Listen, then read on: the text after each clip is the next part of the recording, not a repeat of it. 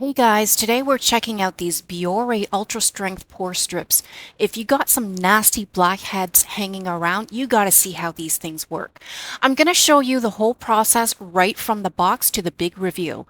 So when you open it up, each strip is individually wrapped, which keeps everything nice and fresh. So the instructions has 5 steps with pictures to show you what happens at each step.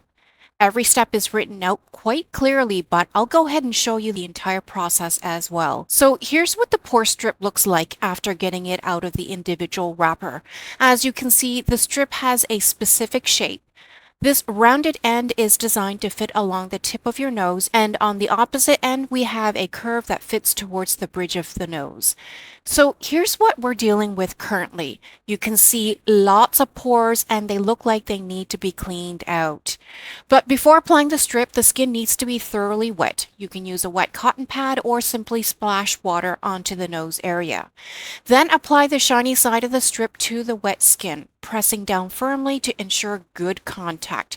Leave the strip on for 10 to 15 minutes or until it feels stiff and dry. Once the strip is dry, carefully peel it off, starting from the edges and pulling towards the center.